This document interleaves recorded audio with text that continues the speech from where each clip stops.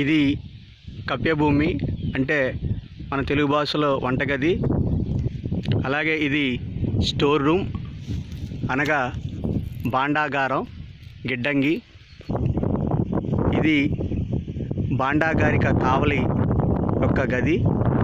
ఈయన ఈ అన్ని గదులకు వాచ్మెన్ బాధ్యతలు నిర్వహించే వ్యక్తి.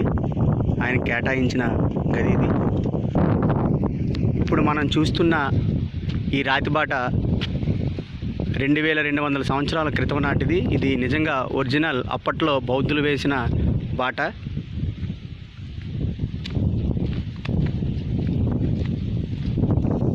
ఈ యొక్క కొండను 1976వ సంవత్సరంలోనే మంగమారుపేటకు చెందిన కొండ ఎల్లమ్మ అనే మహిళ కనిపెట్టి ఈ యొక్క బౌద్ధ ఆనవాళ్ళు ఉన్నట్లు ఆవిడ గుర్తించి ఇక్కడ పూజలు చేయడం ప్రారంభించింది.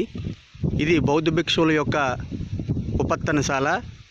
ఉపత్తనశాల అంటే భోజనశాల.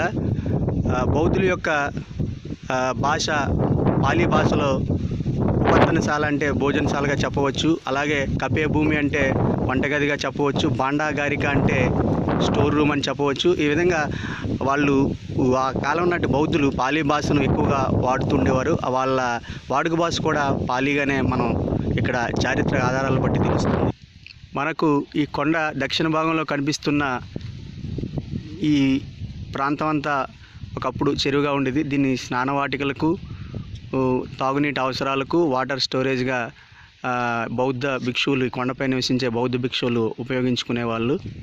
వాస్తవంగా ఈ కొండను 1976వ సంవత్సరంలో కొండ ఎల్లమ్మ అనే దైవభక్తురాలు మహిళ ఇక్కడ ఈ కొండను కనిపెట్టినప్పటికీ 1980వ దశకంలో తూర్పు నావికాదళ స్థావరం కోసం ఐఎన్ఎస్ నావికాదళ వాళ్ళు ఇక్కడ ఏరియల్ సర్వే నిర్వహించిన సందర్భంలో ఇక్కడ పురావస్తు ఆధారాలు ఉన్నట్టు ఈ కొండపై తొలుత గుర్తించారు.